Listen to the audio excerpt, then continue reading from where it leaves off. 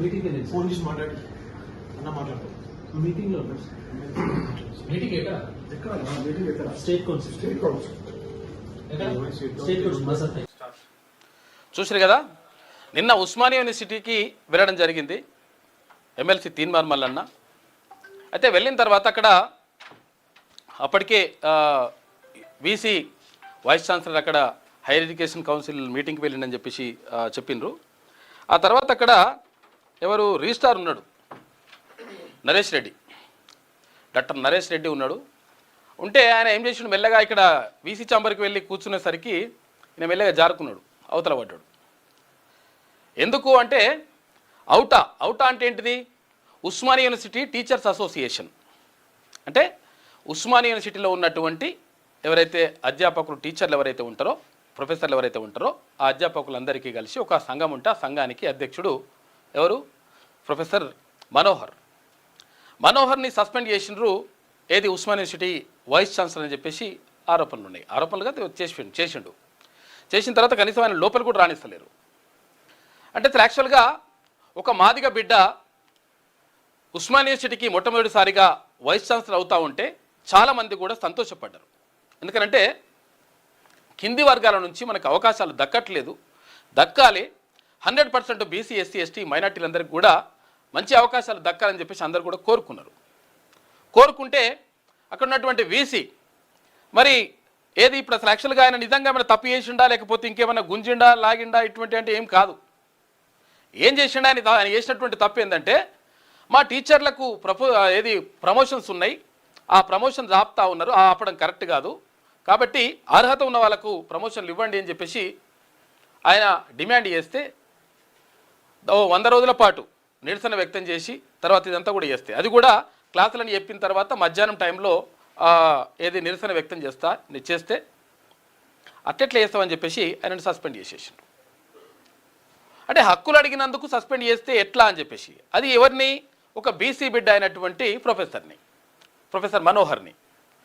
అంటే ఇక్కడ ఏం జరుగుతూ ఉంది, మన సామాజిక వర్గాలు కింది స్థాయి వ్యక్తులని మనము మంచిగా కూర్చోబెడితే మంచిగా ఉంటుంది అనుకుంటే మన వాళ్ళే మన పైన నెత్తి మీద చేయబెడుతున్నారు.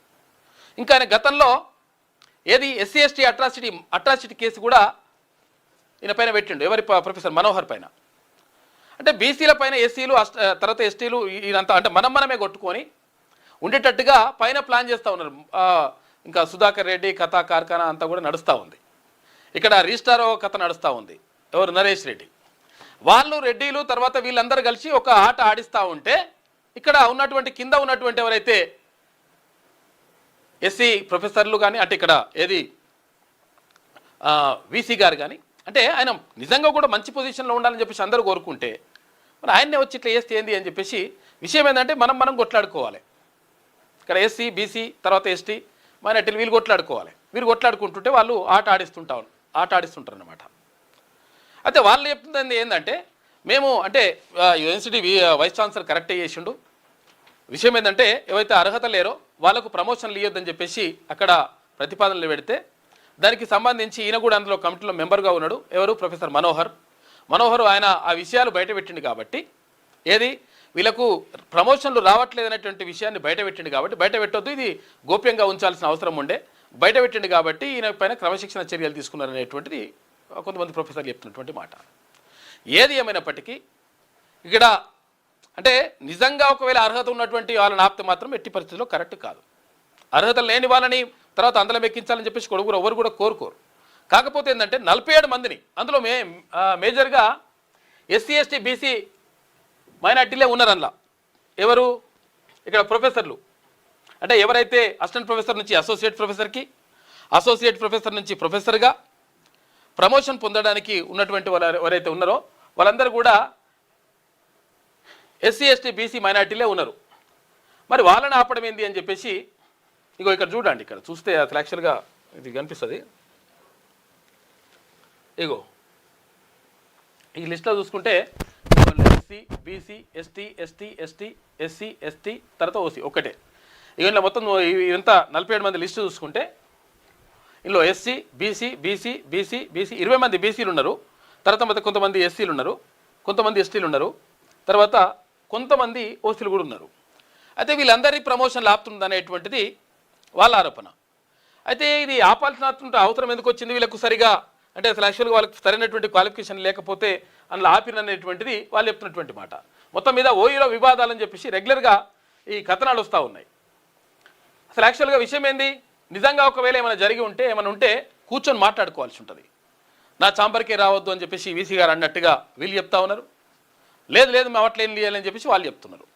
కానీ వాస్తవానికి ఉస్మానియా యూనివర్సిటీలో ఏది ఒక ప్రత్యేకంగా ఒక ప్రైవేటు సెక్యూరిటీని దించి, సెక్యూరిటీ ఫోర్స్ని దించి, ఎప్పుడు దించినట్టు ఇది బీఆర్ఎస్ హయాంలో జరిగింది. ఇది ఈ ప్రైవేటు సెక్యూరిటీని దించి, అంటే గతంలో 280 మంది ఎవరైతే సెక్యూరిటీగా తర్వాత ఇక్కడ చిన్న చితక ఉద్యోగాలు చేస్తూ 6,000 జీతానికి 8,000 జీతానికి పనిచేస్తుంటే వాళ్ళని 20 ఏళ్ళ నుంచి 25 ఏళ్ళ నుంచి వాళ్ళు ఉద్యోగాలు చేస్తుంటే పాపం 20 ఏళ్ళు 25 ఏళ్ళ నుంచి 6,000 జీతానికి 8,000 జీతానికి నెలకు వాళ్ళు పని చేస్తే వాళ్ళని తీసి ఒక్కడేసారి తీసి కొట్టేస్తే పాపం వాళ్ళ జీవితాలు ఆగమైపోయినాయి. 288 మంది ఉద్యోగాల్ని పీక్ పడేసిండ్రు.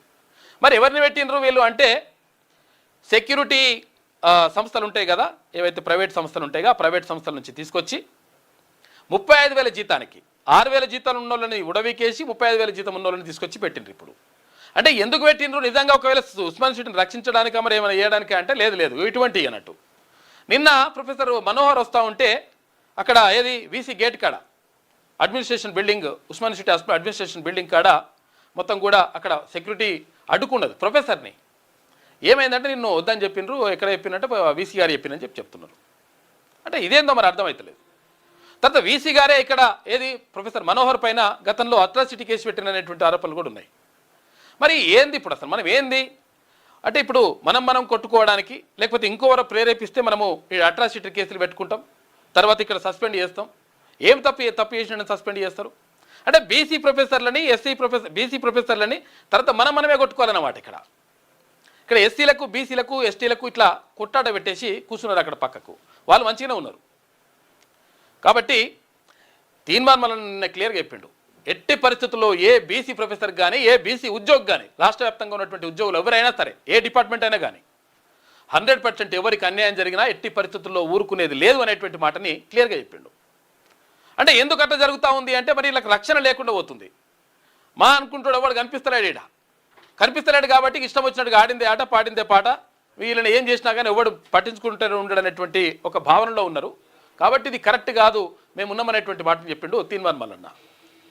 నిన్న ఇక్కడ ఈ యూనివర్సిటీ విశ్వవిద్యాలయానికి ఉస్మాన్ యూనివర్సిటీకి సంబంధించిన అంశం పైన ఎక్కడ మంత్రి పొన్నం ప్రభాకర్ గౌడ్కి మంత్రి వాకిటి శ్రీహరికి ఫోన్ చేసి మాట్లాడిన తర్వాత ఇంటి పరిస్థితులు జరుగుతూ ఉంది, ఒక బీసీ ప్రొఫెసర్ని అన్యాయంగా తీసేస్తూ ఉన్నారనేటువంటి మాట చెప్తే మేము మాట్లాడతామని చెప్పేసి వాళ్ళు కూడా అన్నారు.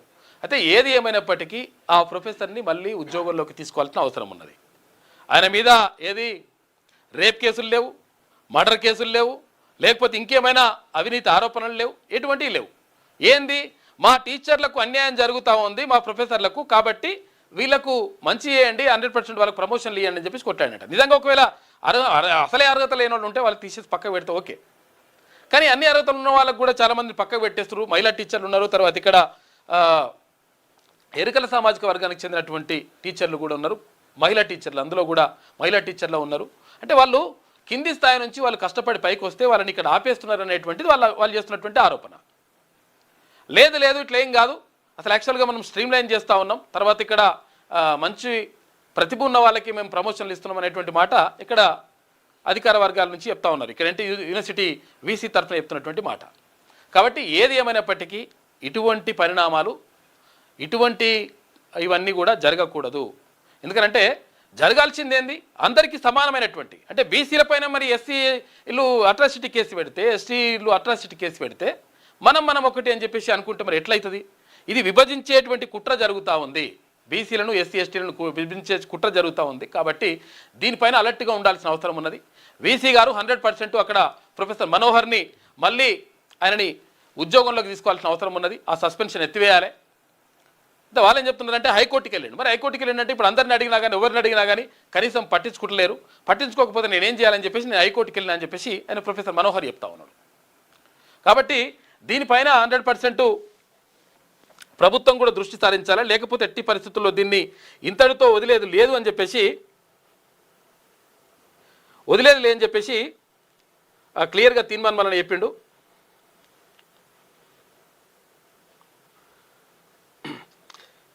తర్వాత ఈ విషయం ఏంటంటే యాక్చువల్గా ఈ యూనివర్సిటీలో జరుగుతున్నటువంటి విషయం ఇట్లా ఉంటే తర్వాత వేరే యూనివర్సిటీల నుంచి కూడా చాలామంది ఫోన్ చేస్తూ ఉన్నారు. తర్వాత అసలు యాక్చువల్గా ఇట్లా జరుగుతుంది. Hello, good morning sir. Good morning sir, చెప్పండి సార్. నిన్న జరిగినటువంటి పరిణామం, ఇప్పుడు మీరు లైవ్లో ఉన్నారు, మీరు నిన్న జరిగినటువంటి పరిణామాలకు సంబంధించి తర్వాత అసలు యాక్చువల్గా ఏం జరిగింది, నిజంగా ఒకవేళ మీరు ఏమన్నా రేప్ కేసులో కానీ లేకపోతే మర్డర్ కేసులో కానీ ఏమన్నా అటువంటి ఏమైనా చేసిండ్రా మీరు? లేదండి, అట్లాంటిది ఏం లేదు. ఏదో ఒక అధ్యాపకుడిగా లోపల రానియకపోతే ఎట్లండి, సస్పెండ్ చేసిండు. సరే, సస్పెండ్ చేయడానికి మేమేం ఖండించట్లేదు, కానీ కాకపోతే ఏంటంటే లోపల రానివ్వకపోవడం, అది క్రిమినల్ లోపల రాని గేట్ దగ్గర ఆపడం, ఈ నంబర్ ఉన్న బండిని లోపల అలో చేయమనకపోవడం చాలా దారుణం. అంటే మీ కార్ని లోపలికి పంపించొద్దనంటారా?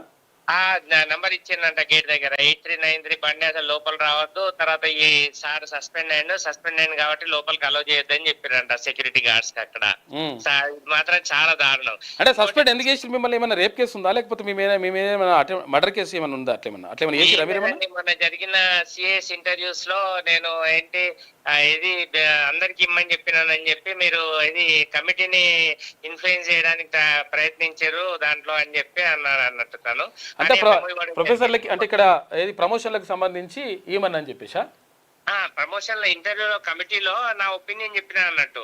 సో క్యాండిడేట్స్ రిజెక్ట్ చేస్తుంటే సార్ అట్లా కాదు, అందరు బాగున్నారు, ఇవ్వాలా అని చెప్పి నా ఒపీనియన్ చెప్తే, అంటే యాజ్ ఏ హెడ్ గా ఉన్నాను నేను, ఆ రోజు కెమిస్ట్రీ డిపార్ట్మెంట్ హెడ్ గా ఉన్నాను. నా ఒపీనియన్ చెప్తే ఆయన దాన్ని పూర్తిగా ఇచ్చేసి మీరు కమిటీని ఇన్ఫ్లుయెన్స్ చేయడానికి ఇచ్చేసిందని మెమో ఇచ్చిండు, రిప్లై ఇచ్చాము దానికి. తర్వాత ఏంటో ర్యాలీ తీసాం వాళ్ళ ఫేవర్ లో. 50 మందిని ఇప్పటిదాకా ఎప్పుడు రిజెక్ట్ చేయలేదు ఉస్మానియా యూనివర్సిటీ చరిత్రలు ఉన్నాయి. సో వాళ్ళకు మద్దతుగా ఓ రోజు అందరు కలిసి టీచర్లు అందరం కలిసి ర్యాలీ తీస్తే ర్యాలీ పర్మిషన్ లేదు అంటే ఆయన ఇంటిమేట్ కూడా చేస్తాము, పోలీసులకు వీళ్లకు ఇంటిమేట్ చేసి తీసినా పర్మిషన్ లేదని ఇది ఒక మెమో ఇచ్చింది. దానికి ఎక్స్ప్లెనేషన్ ఇచ్చారు. ఈ రెండింటికి సాటిస్ఫాక్టరీ లేదని ఒక కమిటీ వేసి అసలు వివరణ కూడా కోరకుండా సస్పెండ్ చేయడం జరిగింది. మిస్కాండక్ట్ అని ఇప్పుడు దాన్ని సరే సస్పెండ్ చేసిండు, అది చేసి ఆర్డర్ ఇచ్చిండు. మళ్ళీ ఇప్పుడు గేట్ దగ్గర లోపల రావద్దంటే సార్ ఆమె క్రిమినల్స్, సరే దాంట్లో మా తప్పే. జనరల్ బాడీలో కూడా అందరూ ఖండించారు మొత్తం కంప్లీట్ పద్ధతిగా. మీటింగ్ అవుట్ అవ్వలేదా? మీటింగ్ పెట్టుకుంటుంటే మీటింగ్ అనుమతించారు. నేను జనరల్ బాడీ మీటింగ్ పెడితే ఎంత దారుణం అంటే సార్, పైన ప్రిన్సిపల్ ఆఫీస్ పైన రూమ్ అడిగితే రూమ్ ఇవ్వకపోతే సరే రోడ్ మీద పెట్ట ప్రిన్సిపల్ ఆఫీస్ పైన ఉన్న రూమ్ లకు తాళం వేసుకొని పోయింది ఆయన. తర్వాత డిపార్ట్మెంట్స్ లో ఉంటాయి కదా సార్ హాల్స్, క్లాస్ రూమ్స్, అక్కడ పెడతారేమో అని చెప్పి కెమిస్ట్రీ డిపార్ట్మెంట్ పక్క డిపార్ట్మెంట్ అన్నిటికీ తాళాలు వేసుకొని పోయిండు. అయితే రోడ్ మీద పెట్టాం, రోడ్ మీద కూర్చొని ఆ ప్రిన్సిపల్ ఆఫీస్ ముందర జనరల్ బాడీ మీటింగ్. అధ్యాపకులకు జనరల్ బాడీ మీటింగ్ కూడా అలో పర్మిషన్ లేదు, నేను చేయనీయమంటే ఎట్లా? అందరు అధ్యాపకులు దారుణమైన పరిస్థితి ఉంది సార్ యూనివర్సిటీలో అయితే మొత్తం కంప్లీట్ అరాచకం కంప్లీట్ గానండి. ఎందుకు అట్లా చేస్తున్నారు అసలు? ఆయన బాధ ఏందో అర్థం కాదు. అంటే ఆటోక్రసీ నియంత్రిత ధోరణి, ఆయన చెప్పింది వినాలన్నట్టు, లేకపోతే ఇవన్నీ క్రియేట్ చేస్తున్నారు ప్రాబ్లమ్స్ అన్ని. ఆయన వీసీ గారు అంటే ఆయనే ప్రాబ్లం అంత మొత్తం ఆయన్నే. ఇప్పుడు ఆ ఇంటర్వ్యూస్ లో కూడా ఇప్పుడు 50 మందిని ఎవరైనా రిజెక్ట్ చేసి, ఇప్పుడు 50 మీకు తెలియదు యూనివర్సిటీలో 100 సంవత్సరాలు ఇప్పటిదాకా ఎప్పుడు జరగాలి చరిత్రలో ఇట్లా. వాళ్ళకు ఇంకోటి అందరికి ఎలిజిబిలిటీ ఉంది, ప్రతిదీ ఉంది, ఎలిజిబిలిటీ క్రైటీరియా మొత్తం ఫుల్ఫిల్ చేస్తున్నారు. ఇంటర్వ్యూకి వచ్చినాక కావాలని చెప్పి మళ్ళీ రకరకాలుగా రిజెక్ట్ చేసింది జనాలను, మన టీచర్లను అందరు బాధపడుతున్నారు.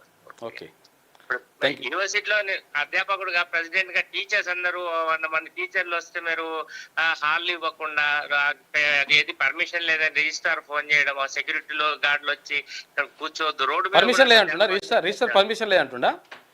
రిజిస్టర్ పర్మిషన్ నిన్న ఎమ్మెల్సీ గారు వస్తే ఎందుకు పారిపోయాడు ఆయన? అదే మాట్లాడాలి కదా, అదే మాట్లాడాలి. నేను పారిపోలేదు ఉన్నా అని పేపర్ స్టేట్మెంట్ ఇచ్చింది. పేపర్ స్టేట్మెంట్ ఇస్తారంటే లేడా? మేము అడగలేదు. అక్కడ సెక్యూరిటీ ఆఫీసర్ అక్కడ ఎవరు రాహుల్ చెప్తే ఏమన్నాడు? ఇప్పుడే పోయిండు సార్, ఇక్కడ ఇప్పుడే వెళ్ళిపోయాడు, ఇందాక వెళ్ళిపోయాడు, మీరు ఇక్కడ వీసీ చాంబర్ కూర్చుంటే ఆయన వెళ్ళిపోయాడు అని చెప్పిండా లేదా? చెప్పిండు మరి ఇప్పుడే వెళ్ళిపోయింది సార్. పేపర్ స్టేట్మెంట్ ఇచ్చేస్తే ఆయన చెప్పింది కరెక్ట్ అవుతుందా? రెడ్డి ధోరణి ఎంత కూడా చూపిస్తుండ అనమాట ఆయన. నరేష్ రెడ్డి, ఆయన పేరు ఏం పేరు? నరేష్ రెడ్డి అండి. ఇటువంటి కథలు ఉన్నట్టు ఇవన్నీ. అదే మొత్తం నియంత్రణతో పోకడా నడుస్తుంది సరే మొత్తం. Okay thank you sir. Thank you. ఇగో ఇది ప్రొఫెసర్ మనోహర్ గారు చెప్తున్నటువంటి మాట. అసలు యాక్చువల్గా విషయం ఏంటంటే అది వాళ్ళ హక్కుల కోసం వాళ్ళకి అసలు యాక్చువల్గా సరే ప్రపోజన్లు ఇవ్వాలన్నా వద్దా తర్వాత విషయం అది వదిలేస్తే పక్కకు పెడితే వాళ్ళకు ప్రమోషన్ రావట్లేదు, తర్వాత వాళ్ళకి రావాల్సిన అవసరం ఉంది అని చెప్పేసి ఆయన అభిప్రాయం చెప్పిండట. అభిప్రాయం అట్టెట్లు చెప్తావు, నువ్వు అందరిని ఇన్ఫ్లుయెన్స్ చేస్తున్నావు అని చెప్పేసి సస్పెండ్ చేసిండ్రు. ఇది ఎక్కడదో మరి ఏందో అర్థమవుతలేదు. విషయం ఏంటంటే నిజంగా ఒక తీవ్రమైన ఆరోపణలు ఉన్నాయి, ఏమైనా నిజంగా మర్డర్ కేసు మనభంగం వేసిండు ఇట్లా అనుకుంటే అదొక రకంగా అనుకోవచ్చు, సరే. కానీ ఇదంతా లేదు.